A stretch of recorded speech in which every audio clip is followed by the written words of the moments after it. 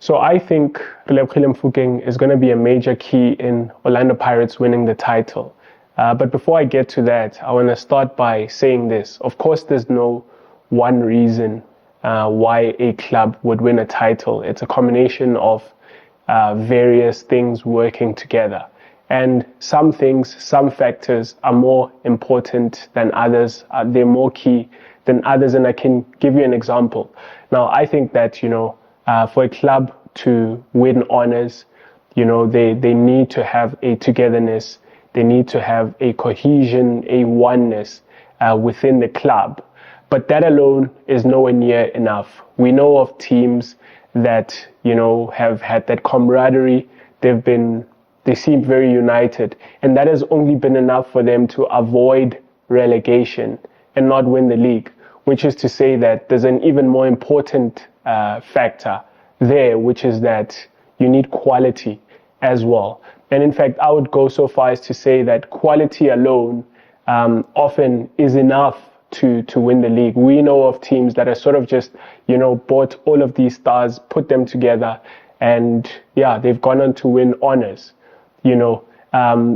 by their individual brilliance. And so as much as, the togetherness, the oneness, the chemistry is important, it has to be backed up by an even more important more important factor, which is quality.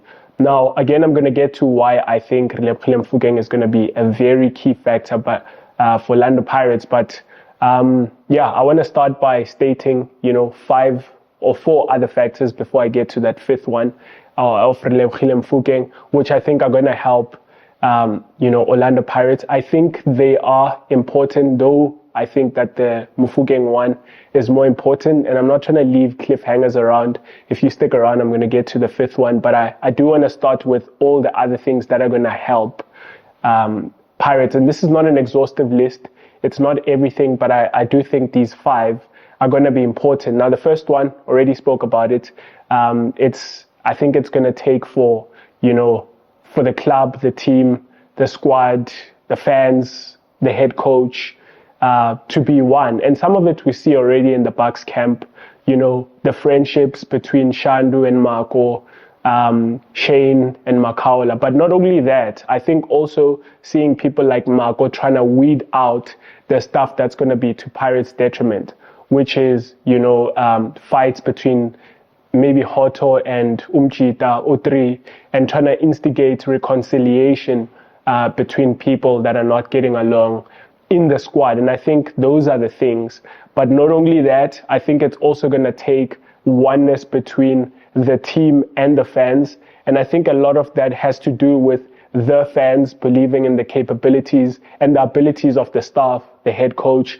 Because when the fans believe in the coach, when there's a relationship there and there's a getting along and an affection from the fans and the head coach, it then transfers onto the team. Because even when things aren't going well, the fans just can sort of change results around because we keep believing, and that energy just transfers onto the team, and results can be brought about by just the support of the fans. And I think that takes a oneness between, the fans, head coach, the fans, team, and that sort of thing. Now, the second factor, which I think is going to be key for Orlando Pirates to win, the league, I think is going to be a consistency of lineup.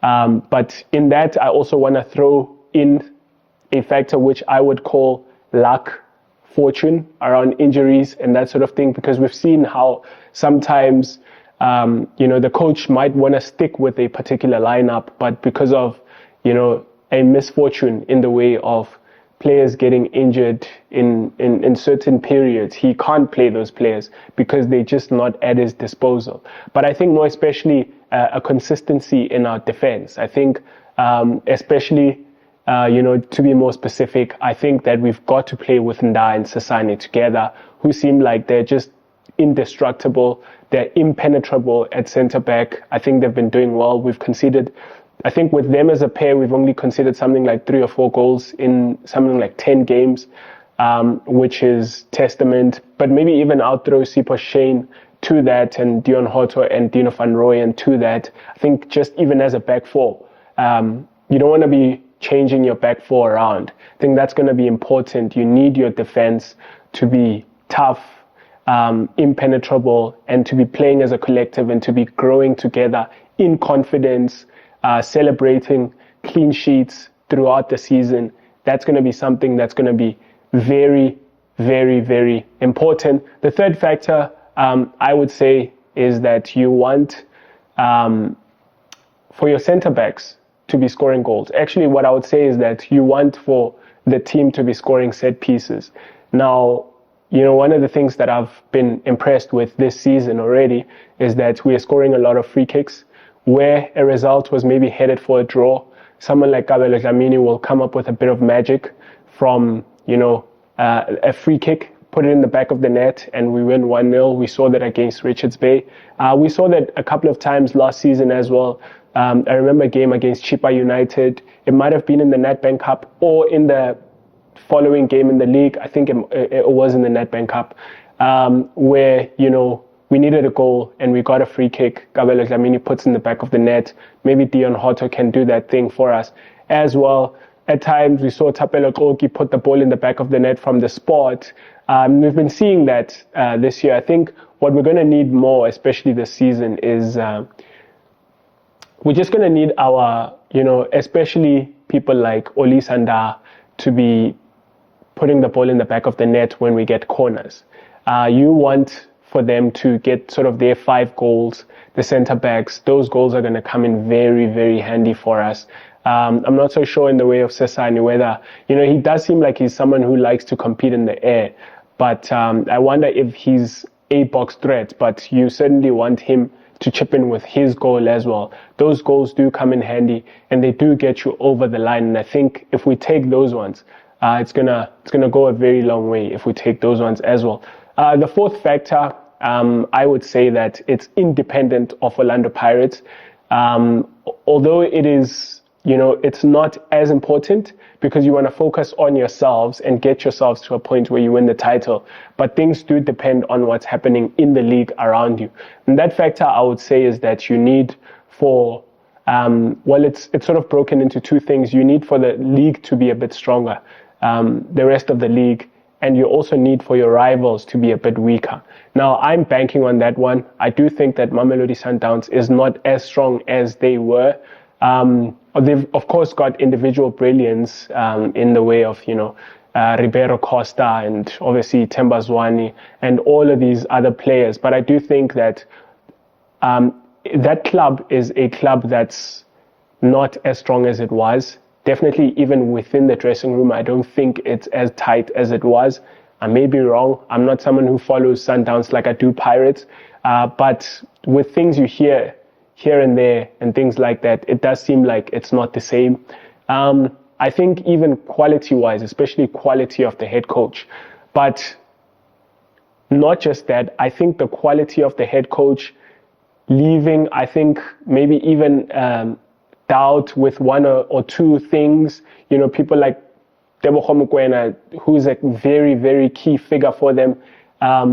There's uncertainty there with those kind of players. I wonder if that domino effect is going to keep sort of doing this and affecting the next thing and the next thing and the next thing. And then, before you know it, it all comes crashing down. Now, I think that's the other factor that we're going to need. The fact that Sundown seems like, for me anyway, it's not as strong as it used to be. Definitely last season. I don't think they stand a chance now to open a 20-point something gap.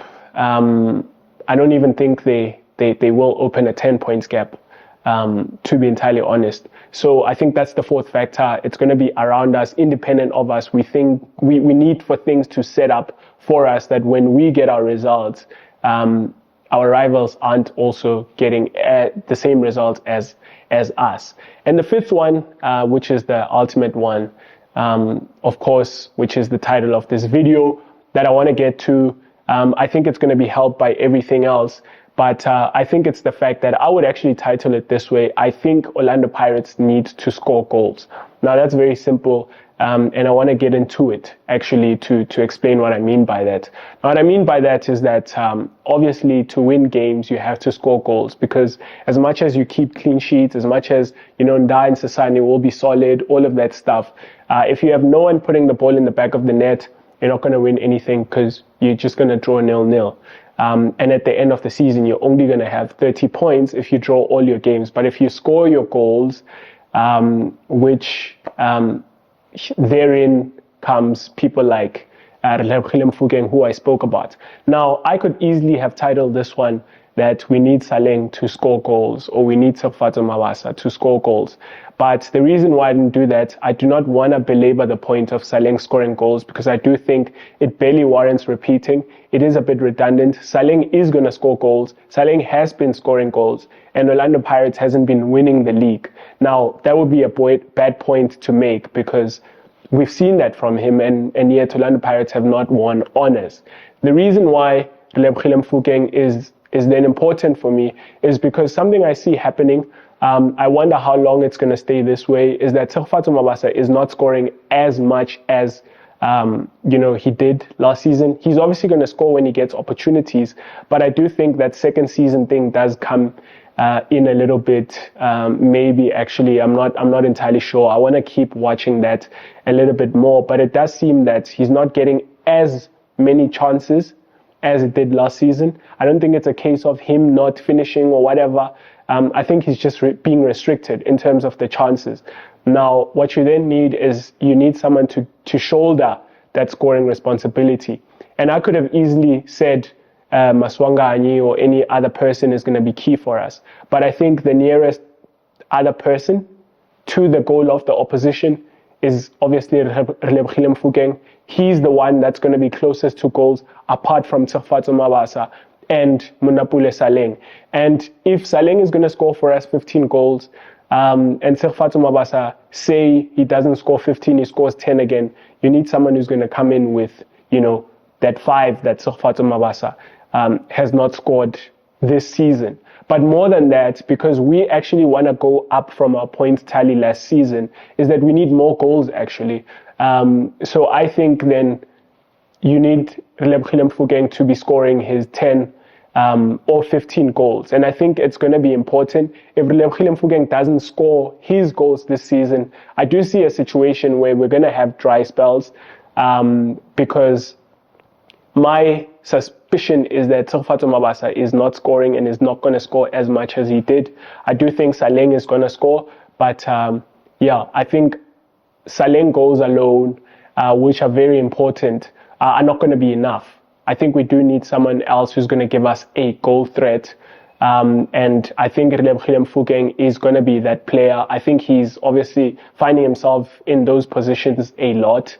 And if he puts the ball in the back of the net, giving us a goal threat from the left as well as having a goal threat from the right, then we're going to be deadly. We're going to score a lot of goals. And I think, even when you think about seasons where we had, Terence Chukamanja scoring goals and you had Saleng scoring goals, that's when we go on these runs where we are winning sort of like 10 games in a row, because you can almost bet that if Saleng doesn't score, Chukamanja is going to pop up. And for me, that's where I sort of then put Mofokeng as, his goals are going to turn us from a team that sometimes draws games to winning them. And I think he has to score something like 10 to 15 goals for us, which is a lot of goals for a teenager. I can admit that, but we're obviously talking about a very, very talented teenager, who seems like he's got the potential to to do that, he's got an assist in him, he's got a goal in him as well. But I do think that things have sort of turned for Mofokeng in the way of responsibility, in that, you know, not much is going to be celebrated for the once-off tricks. He's got his work cut out for him, because Orlando Pirates do need goals to win the league, and those goals are going to be his goals, because Patrick Maswanganyi is not going to score. So is Talent Mbate. He's not going to score.